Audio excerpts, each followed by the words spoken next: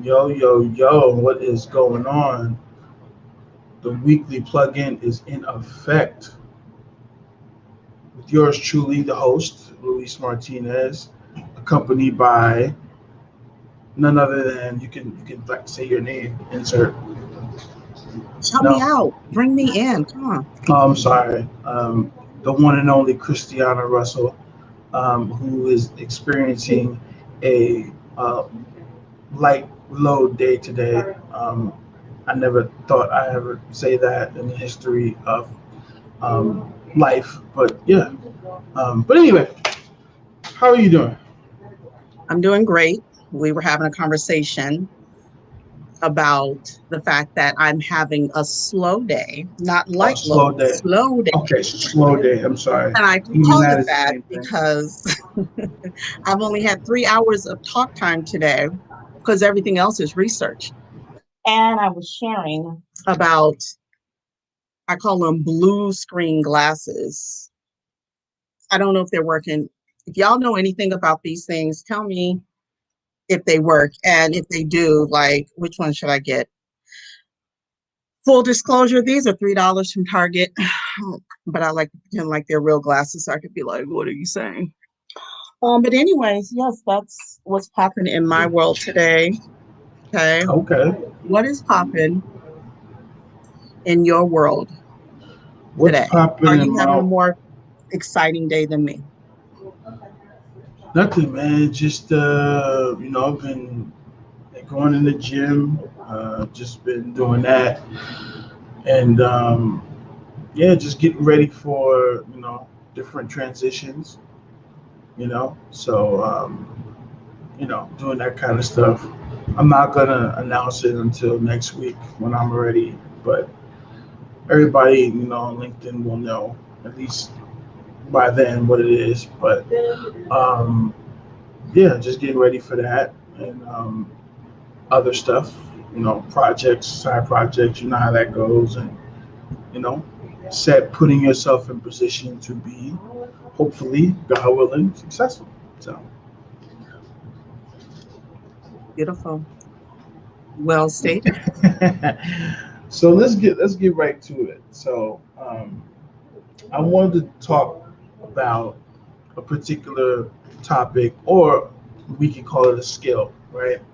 And I'm pretty sure in your corporate experience, you've experienced this. I know I've experienced it um, pretty much all my life, and it's really about working under pressure and really understanding deadlines, understanding um, really just the ability to work under pressure, right? And with that comes time management and all that. But um, first, before I go into my soliloquy, um, I want to ask you a quick question. When you were in corporate, right? Before you went out into the wilderness and did do your own thing. Um, you know, shout out to the all the chlorophyll in the back. Um, but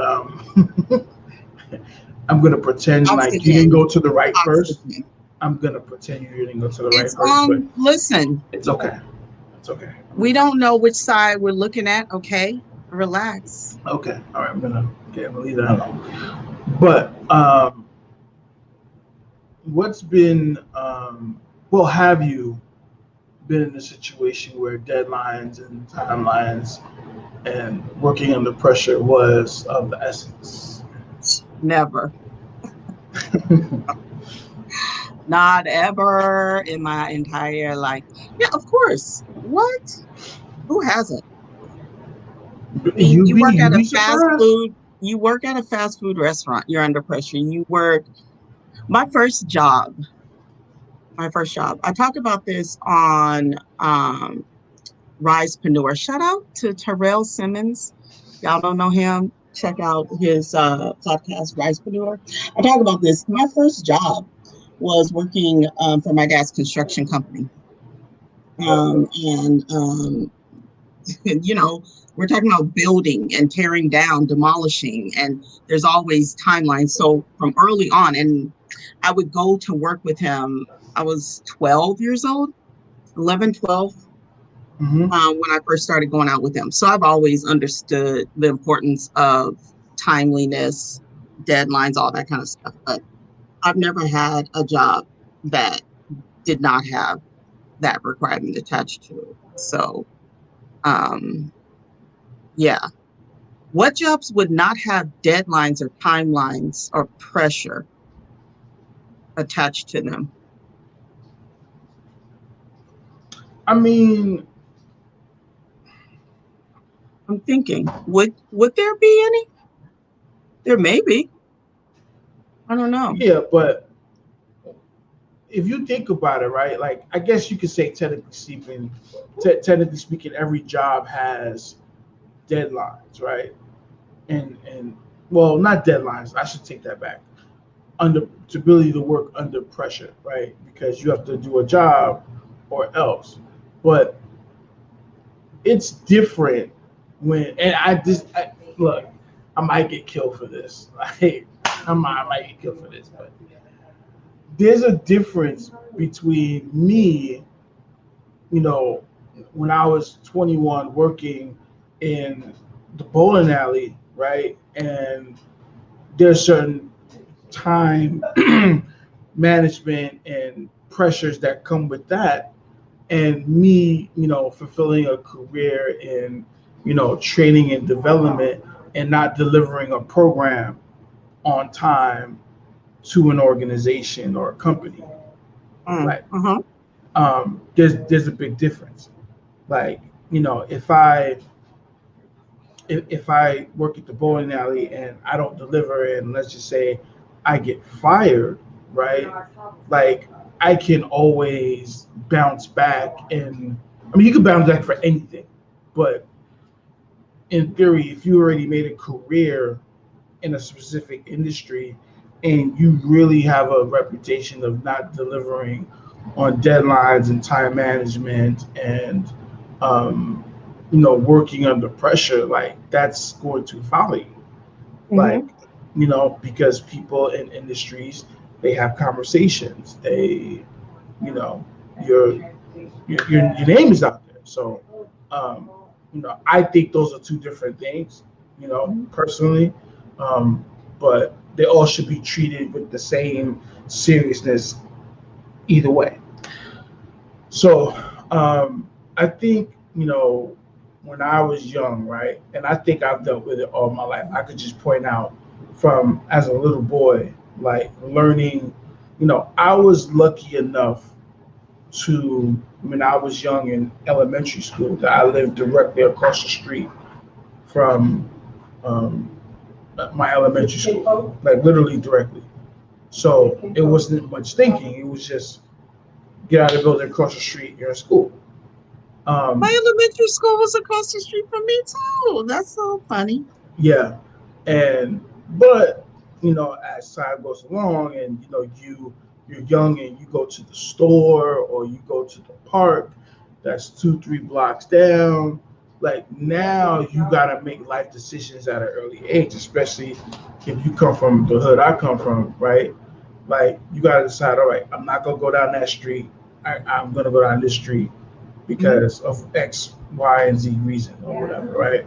So you're making, like, under pressure decisions at an early age, which is a whole nother rabbit hole we won't get into. But that's one part of it, right?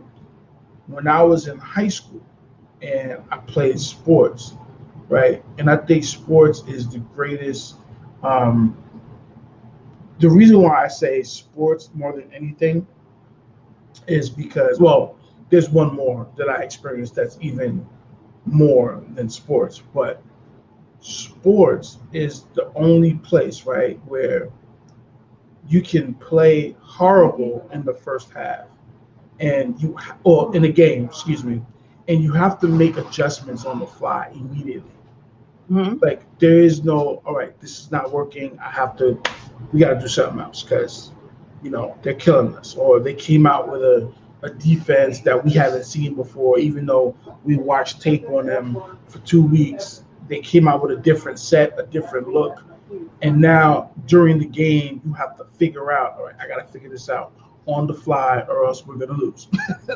So that's working under pressure. Not to mention, there are maybe 500 people, 700 people, 1,000 people watching you. Make those decisions on the fly, right? Sometimes, when I was a junior in high school, we played in Madison Square Garden, and there were easily about 10 to 15,000 people in the arena. Like, and you got to make these decisions on the fly. You got to block out the noise. You got to focus in. So everything is about, all right, we got to get this done now, or else it ain't gonna look good for us, right? As you get higher in level in college, it's the same thing. Once you get professional, right? Now, especially when you play overseas, now there's jobs at stake, right? Now people are paying rent, people are feeding their families now, right? So now if you miss an assignment and um, you lose overseas, like you might get sent home, and your family may not eat. You know what I'm saying? So there's a lot of stakes that come into play. Now, take that up a notch. When I was in the Navy, it was it was probably 10 times extreme, because now the mistakes can cost people lives, because you're not understanding what being a fire controlman is, or what they call a fireman, right? If you don't have basic seamanship skills, right, you can get somebody killed. So that's the same thing. So yeah, so I think I've dealt with it in every juncture of my life, and I think that is an important skill for entrepreneurs to learn, because I think that a lot of entrepreneurs haven't had the fire lit under them to where they have to perform under a certain pressure, and it shows in the way they go about their business when they're building their companies, right? It's a very nonchalant, very like, okay, it's cool. And I know and I know me and you don't work that way. That's not how we operate. Like, we see something that's like, all right, even if it's like our own mistake in doing, we're like, oh, no, no, no, no, we got to fix this now. Or the next time we get a chance, we got to make that correction. Like, now, there's always a sense of urgency when we realize something, right? Because in this lane, you're always going to make mistakes. So recognizing those mistakes and really understanding um, what to do moving forward, I think is important. I think that skill is, to me anyway, is a lost art. But what are your thoughts on everything I said? Um, yeah, I agree with you. I have a question before I comment. So, what do you recommend in fully like sharing your full thought with founders who are at that crossroads of experiencing pressure and not really knowing how to manage it in a way that's going to yield results for them in a positive way? What are some of your thoughts on like how do they navigate through that? What do you talk with them about? Well, I could be thug life and say, if you can't stand the heat, get out the kitchen. But I won't say Uh-huh. that. Mm. I won't say that. What I'll say instead is um, really like talk to someone or a mentor about that particular pressure, right? Especially someone that's been down that street before, per se, and really go through each step and feeling, right? Because you're valid in your feelings and your emotions. So if you're feeling pressure, like, damn, like I gotta get this done. I'm different. Like, we're kind of similar where we're self motivated. So it's a different kind of thing with us. But with most other folks, right, that I've come across, the number one thing that they have anxiety about, or um, they feel pressure is the feel of failure. That's the pressure of looking crazy in front of people, right? Mhm. And it's funny, right? I just talked to someone the other day about this. They told me that they scared of failing, basically, right? And I says, you gotta fail, like you gotta, fail big, right? And um, I told them, I said, I didn't just up and decide that I wanted to be an entrepreneur and just started We the Plug and then, all the success came with it. No, no, no, no. I built other businesses. There were other things that I was doing prior to that, right? And we're talking about, if I really want to be honest with you, we're really talking about a 20-year education on it. Like, we're not even talking about like a 3, 4, 5 year window. This is like 20 years. Because I Mhm. really started back when I was 18, 19 in a .com era, you know, doing with the internet and stuff like that. You know what I'm saying? So, which I really should have took advantage of, but that's a whole nother story. But um, I told him, I said, you got to fail. Like, don't be afraid to fail. You have nothing to lose. I mean, granted, in theory, you know what I mean? And so fail. Talk to someone about it. Go through each steps. Let someone know that you trust what are your issues or your what is it that you're concerned with, right? And then proceed to the best way forward. And if that doesn't work, or if the situation is more dire, serious, then obviously go seek professional help and all that. But yeah, so that's something that I would suggest. Find a mentor. As a matter of fact, that's the first thing you should do when you decide to even think about going into the space, right? At least this is how I did it anyway. What I did was I developed relationships with people and kind of saw where their head was at and, what I saw from them, what I didn't saw from them. And, I recognized someone as a mentor and I bombarded him with questions. Like, I asked 1,001 questions and I was curious. And so that's what I did. And so then when situations come up, I may call them every now and then, hey, like I'm in this situation, or I'm trying to do this. Like, what do you think? Now, am I gonna listen? Am I gonna actually take the advice? Who knows, right? But sometimes you gotta take things with a grain of salt with people, considering their situation, their biases, things of that nature, obviously. But it's good to hear someone else's voice sometimes when you're trying to make a sound decision on um, things moving forward. And so, even with some of the decisions that I'm making now, like I didn't just say, well, I'm gonna do it. Like, you know what I'm saying? Like, there's people I say, yo, I'm thinking about doing this. Like, and then they ask me, right? Okay, you want to get a gig, right? So how is it gonna help you in the overall grand scheme of things, right? Is it gonna help you with what you're doing with this? Yeah, it is actually. Everything is intertwined. Do you feel like you can put yourself in a better position once you complete that? Yeah. Okay, well then maybe it's something you should do.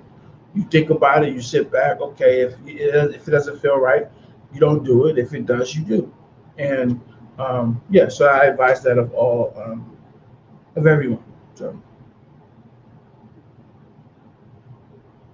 hopefully I answered the question. Yeah, no, you did. Um, yeah, that's great. That is great. What are your Um, thoughts? so we were What would you talking what would you what would originally. you what would you suggest? Were we talking about failure? Because I feel No, like no, no. what I'm saying if someone um, is running across like um, you know the ability to work under pressure and they feel that anxiety and you know um, you know what would be your course of action? um, so because you touched on several different things that my mind was just going in different directions. And so that's why I was like, wait, are we talking about, is my question in response to failure? But in talking about pressure, so I always go back to, and I've been doing emotional intelligence work for a long stint of my career, and my training is in that area as well. And one of the big proponents for me in relations to your success has to do with understanding self. And you and I talk about this all the time, even when you and I are doing strategy sessions together. We're always self-evaluating um, to measure, what our emotions are speaking to us as we're going through this. How are you feeling about this? What are your belief systems? What's your value system around this? And so when I encounter someone, actually, I'll use an example. I have mentees that I work with, several, and they're always in the midst of our working together will share with me about feeling pressure, anxiety around something. And the first thing I talk with them about is tell me where you feel it. Because if you can have a connection with your body to know where you experience the emotion when it comes into your body, then that tells me that you're able to have a much more in-depth conversation about emotional intelligence with me. From there, we just start exploring, what is the messaging you get when that's happening. Because again, everything must be connected back to me being conscious about how I respond to things, and that will determine your level of engagement and ability to execute in the midst of pressure or fear or anxiety or whatever the emotion is that is rising up in you. And these are things I do for myself. I always tell people, at times I've been told I'm a robot. I am not a robot. I do have an off button. I can definitely see I that. do crash. I I do crash. definitely can see that. I can Yeah. see how somebody can say that. Yeah. Because I'm really able to like compartmentalize things and da da da da And da that's and move. time out. I have to say this, not to interrupt you. I No. apologize, but I have to say this. It took me a very long time for me to get used to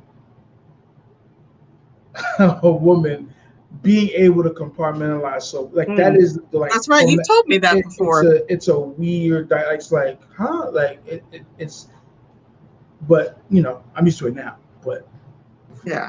when I first met, I I was like, forgot you told me that oh that wasn't something that you were used to. Is yeah, like when women come. Yeah. Well, so I but you do do it well that. though. Yeah, been doing it a long time. But so anyway, I tell them first and foremost, do understand that I experience these different things, but because I study myself so much, I recognize how to maneuver through them and get the outcomes I need very with precision. And so I then relay that back to study yourself, watch yourself, look at how you move when certain decisions are made. How do you respond? How does your body respond? And once you're able to recognize that, then you can kind of be methodical about dealing with that as things come up. And it's like, oh, I feel this. Oh, you know what? That's a message. Oh, that message, I remember it's connected to this emotion. Okay, I'm feeling, whatever. And everything goes very fast. It's not like you're taking 10, 20, 30 minutes to go through this. I mean, it is like quick. Um, so I think the first thing that I always share with them is that. And then it's like, okay, what kind of pressure do do you excel under? And sometimes that can be vast, right? Because think about, the type of pressure that a lawyer has to go through or a judge.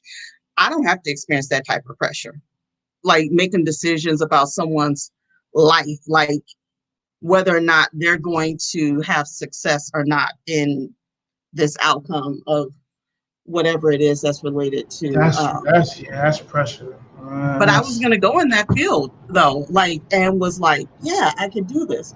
But after experiencing some like internships, I was like, I don't want to do this. This is not who I am.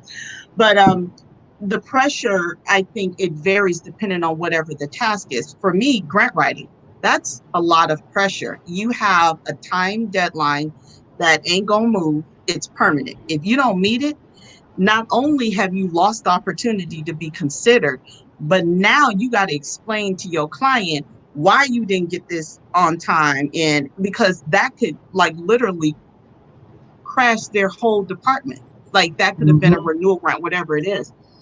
So there's variances of pressure, but I think again, when you understand yourself and you know what you're able to manage, then you're able to move through that space with wisdom to know how to get through it and still make the deadline.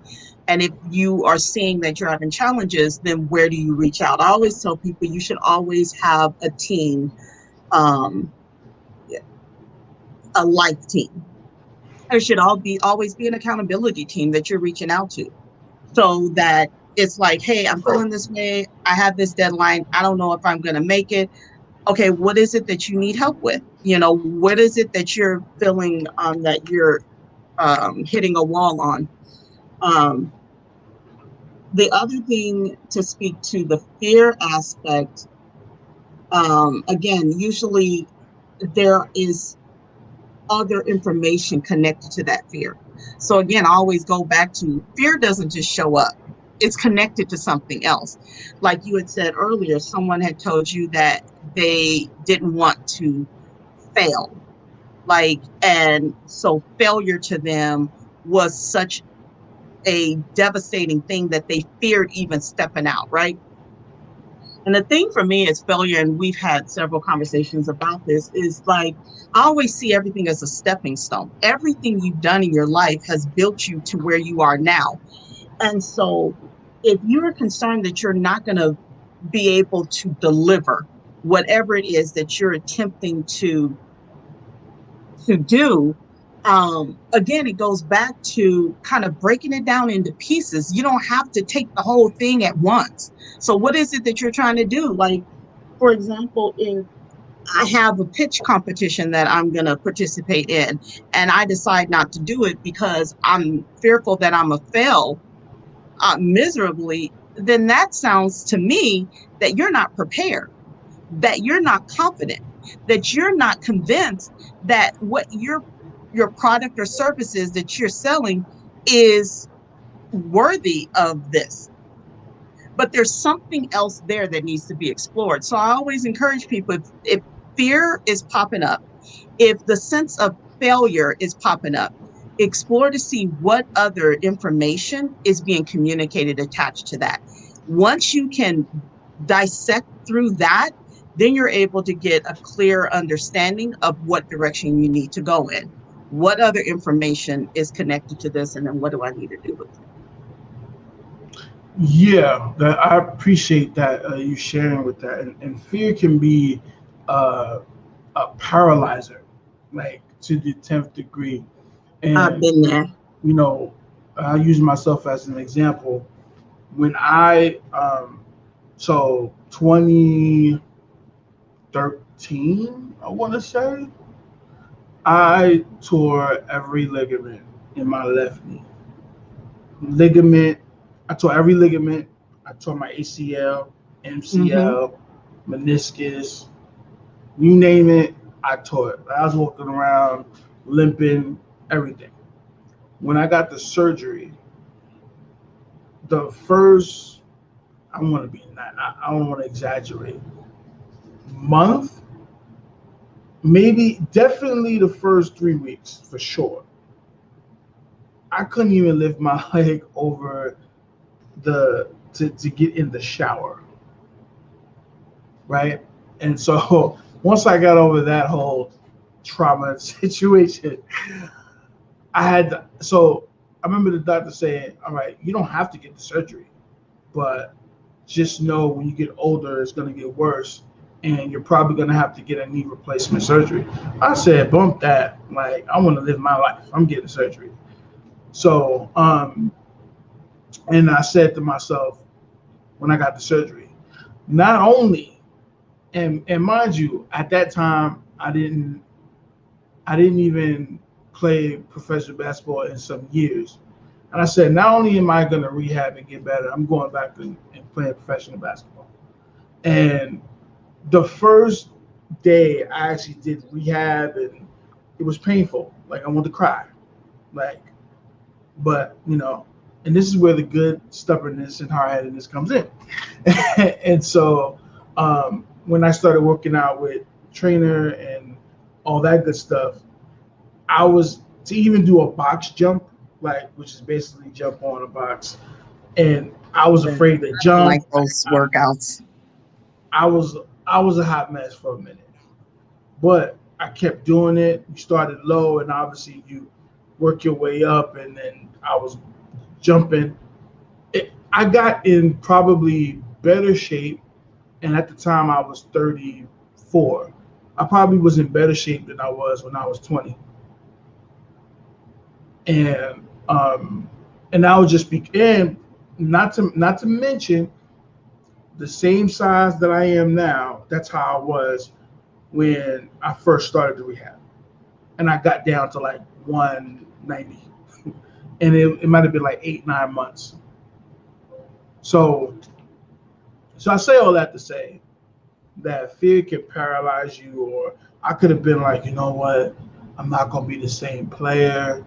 I'm not gonna, and I had those thoughts. But then once I got out there, I worked on my craft. I'm like, oh, nothing went away. Like, I just had to get more reps in, and I had to get in better shape. That's all it was at the end of the day. Like, you know what I'm saying? And so, fear. I could have been like, no one's gonna, care about We the Plug.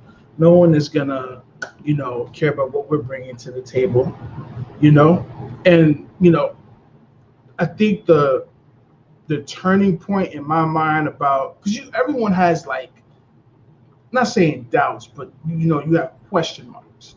That's different than doubts, right? And saying, okay, where's this going? How are we gonna? It wasn't until we had the cohort to where you're conversing with other founders, and you realize the impact that you have, and it's just like, wow, like, you don't realize, like, you actually help somebody, like, see a different vision, even pivot and go in a different direction, and now they have a clear understanding of where they're headed. Like, that to me is, like, more satisfying than anything else. Like, I almost feel like like the teachers, like, when they're in elementary school, and little Johnny, he can't read, and then by the end of the school year, like, he knows how to read, like, or he never, now he acts like he can just read everything. So it's that kind of satisfaction, you know what I mean? So so I always feel like I have nothing to lose, because I came with nothing. So it's like, you know what, we're gonna take a crack at it, we're gonna go hard, and we're gonna see what happens. So Exactly. yeah. So that's fear for you. Being fearless and being, not necessarily caring about the outside noise, and that's another thing. Can't care about what people say. Um, I got this. That's a pump, but 48 Laws of Power. Mhm. Excellent book. Excellent book. But you gotta the outside noise and what people say. You can't let that affect you. And so yeah. So that's all I got. So performing under pressure is vital. It's gonna happen. Just know, if you're gonna start your own business, that, hey, like, there's gonna be times where you're gonna be like, oh damn, like, I gotta figure this out, and so I don't mind the pressure. As a matter of fact, I probably thrive in it even more. Um, Prime example, even when we decided that we wanted to do the cohort, it wasn't like, okay, we're gonna put our applications in July and then we're gonna start September. No, it was just a simple conversation. Like, so when are we gonna do this? Um, yeah, let's get on it. We ain't got that much time, so I think we better get started. And made the phone calls, made we said, hey, we gotta make the curriculum, we gotta make, everything on the platform. There were so many moving parts, and we got it done, and it was, smooth sailing from there. And it was a vast success. So um, yeah. So I think under pressure is a skill that is needed, especially in this space. Yeah, I think a couple of things is important to keep in mind is that, again, in order to fully be able to thrive in pressure, you need to understand self to know how to best move, Self awareness. because you can't measure yourself against the next person. For instance, we, the ability for us to be able to execute things in a short amount of time, we are a good match.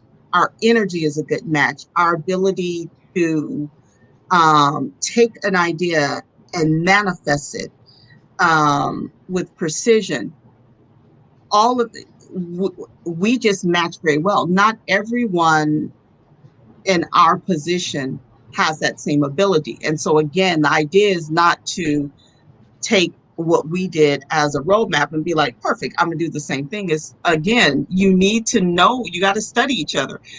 And for those of you all are listening, Luis and I, we study each other. Like, we go in with the idea of seeking first to understand and then to be understood. Shout out to Stephen Covey.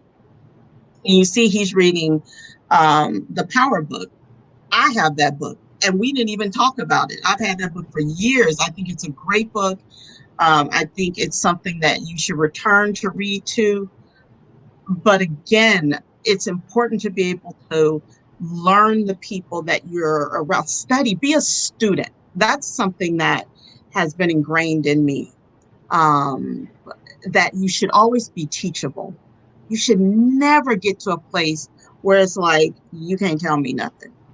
So if you're always in a position of I'm teachable, then you're able to receive wisdom, and know how to discern that wisdom when it's coming to you. Because, not everything is applicable, like you had said earlier. So I think that's really important to keep in mind as well, to know thyself, learn thyself, take out time. That's one of the greatest investments. We always talk about investing in yourself.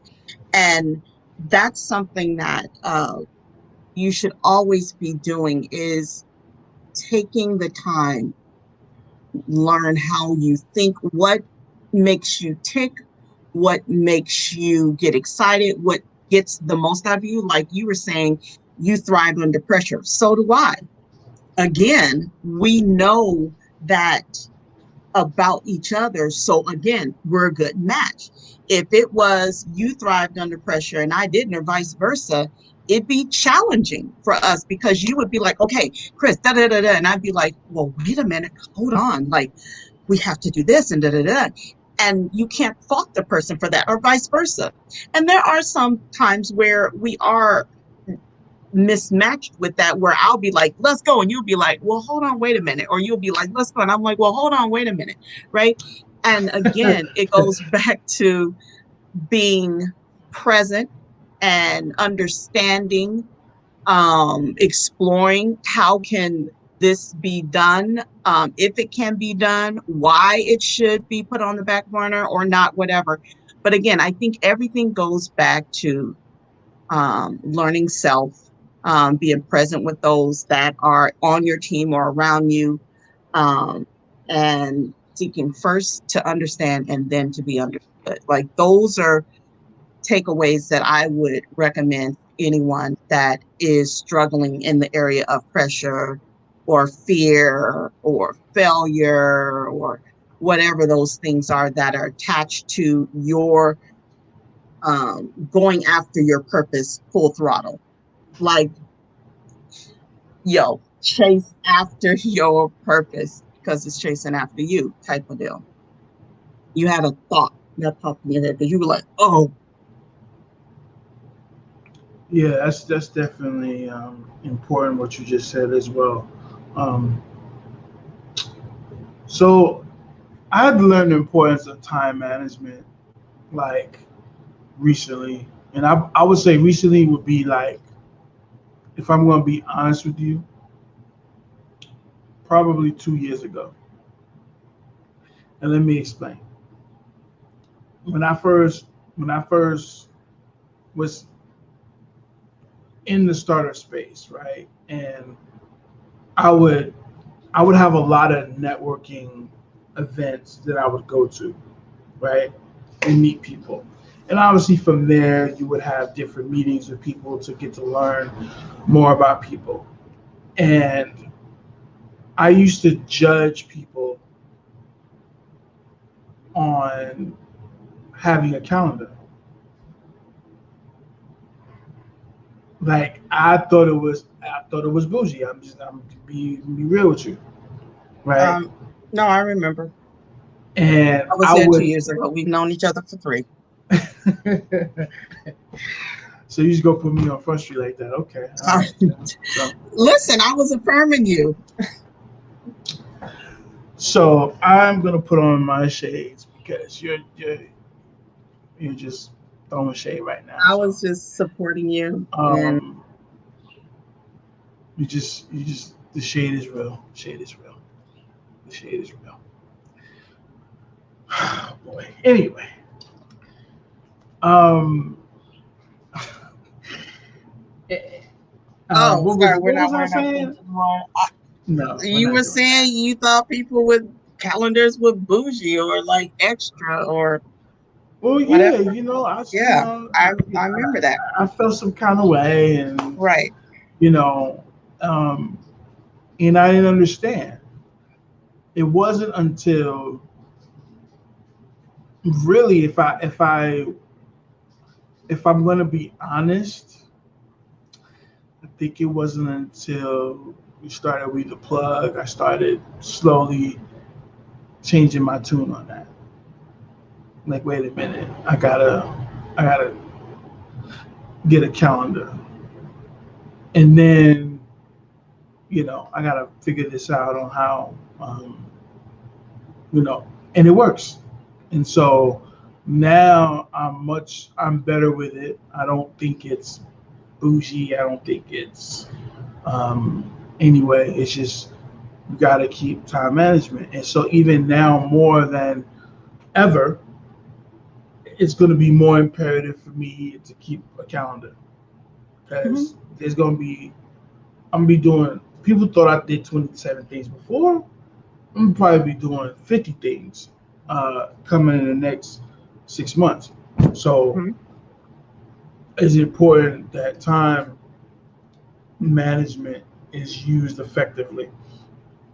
And I will say I did learn that from you, like, because you're very gun ho about that. Like you're very anal when it comes to that. So I learned that about you. Like you're so anal about that. Like, yes. So that is one thing I learned from you. That just that time management thing. Like that's you. So Oh man. No, I appreciate that. Yeah, time management is no joke. It literally it's money. It's currency. That's what I liken it to. It's currency. So if I don't know where every day is set up, it's going to take off and it's going to run me. And I'm not going to have as much accomplished that day. I am going to feel overwhelmed. There's all these different things that unnecessarily will manifest. And so I recognize fairly quickly, like, this doesn't feel good, because I've always been in positions where I had to juggle a minimum of like 5 to 6 large projects. Like if I wasn't running, I haven't always worked in corporate, right? I worked in nonprofit, but even when I worked in nonprofit, I always had like a supervisor position or a position, even before I became a supervisor, I always had positions where I had to multitask on large projects, because in nonprofit work, you pay very little to do a whole lot. So I had to run counseling groups, individual and large groups, but then I also had to go and write grants. And then I also had to go and attend community meetings. And I also had to do outreach, recruitment, and retention with my youth. And so I'm like 20 out of college, 21, 22 out of college. Yo, you better get a calendar, because you're going to forget to show up somewhere. And a couple of times that happened. And we're talking about 7 days a week. So it's like Sunday too.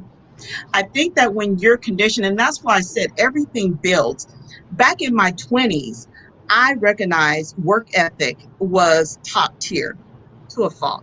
So don't listen to me wholeheartedly on everything I say, because we used to tell you my work She ethic crazy. is like She crazy. extreme to the She point where crazy. it can be detrimental. So don't take everything I say with a grain of salt. She But crazy, yo. my work ethic was so intense that I would literally try to fit everything in. And that's where my schedule came in place. And it'd be like Sunday morning at 7 a.m. I told someone in the community, because everything is about relationship. So if you were going to 7 a.m. mass and you told me that was the only time that you'd be willing to talk to me, and I'm trying to get this grant in this community because I know it's going to help these babies, where am I going to be on Sunday at 7 a.m.? Ask me, do I know how to do math? Guess what? I bet you I can, because I done did it. Okay. And I'm not Catholic. But the point is, I have always been committed to the larger outcome. What is the bigger goal? What is it that we're going after? And so that's where that discipline came into play. The conditioning came into place. But it's no different, Luis, than the conditioning that you do as an athlete, right? And people, I remember you would ask me, you sure you ain't an athlete? And I'm like, no, like, don't, I can barely play tennis. Don't ask me to dribble the ball, because I might trip and fall and knock you out at the same time. But I have a lot of the work ethic that athletes have. And again, it comes from being raised in a family of musicians, of entrepreneurs, you know, very successful entrepreneurs, of just high level functioning individuals that was determined to see the manifestation of their greater self, their higher self, good, bad, or indifferent. And so that's where that comes from. So, like I said, don't go over the cliff like I did too many times with my work ethic. Don't do that. And Don't on do that note, that. Don't do that. But definitely the calendar thing and the organization thing is key to success and for on me. that note, that concludes this broadcast. You always end it out in the bang, like for real. So, yeah, I'm good. So I'm about to go get this sweat on and call it a day. I'm going to go get this research on. Well, it's always a pleasure. Great chat, great insights, success out there in these workout room streets. Yep, I did my workout this morning. I'll be doing a little bit more this evening. cool. I will holler at you later, and everyone out there in the internet world, peace, love, and soul. Deuces.